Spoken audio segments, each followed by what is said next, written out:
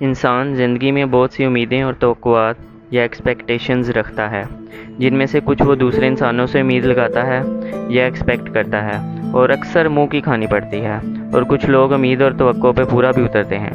آج کے اس دور میں ایسے لوگ بہت کم دیکھتا ہوں جن سے آپ کو امید لگائیں اور وہ پوری ہو جائے۔ سر، اگر آج بھی آپ کی امید پوری ہو جاتی ہے تو سب سے پہلے اللہ کا شکر ادا کریں، اس نے آپ کا بھرم رکھا ہوا ہے۔ پھر اس شخص کا شکریہ ادا کریں۔ ایسے لوگ نایاب ہوتے جا رہے ہیں۔ ہر انسان اپنی لائف میں بزی ہے، ہر کوئی اپنا سوچ رہا ہے، پھر بھی اگر کوئی آپ کا سوچتا ہے، آپ کے لیے کچھ کرتا ہے، تو سر یہ اللہ کا اس پہ اور آپ پہ کرم ہے، ورنہ میں تو ہر طرف نفسا نفسی دیکھ رہا ہوں۔ واصف صاحب کہا کرتے تھے کہ بڑے بڑوں کی بڑی بڑی خدمت کرنے کے بجائے چھوٹے لوگوں کی چھوٹی ضرورتیں پوری کر جاؤ۔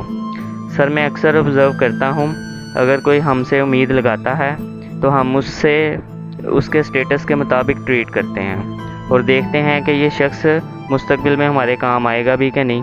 اگر وہ کام کا نہیں ہوتا تو کوئی نہ کوئی بہانہ بنا لیتے ہیں، ایسے لارے لگاتے ہیں کہ وہ بیزار ہو کے خود ہی پوچھنا چھوڑ دیتا ہے۔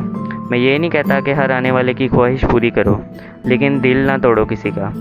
بابا بلے شاہ نے بھی کہا تھا کہ مسجد ڈھا دے، مندر ڈھا دے جو کچھ ڈھیندا، پر دل کسے نہ ڈھاویں، رب دلاں وچ رہندا۔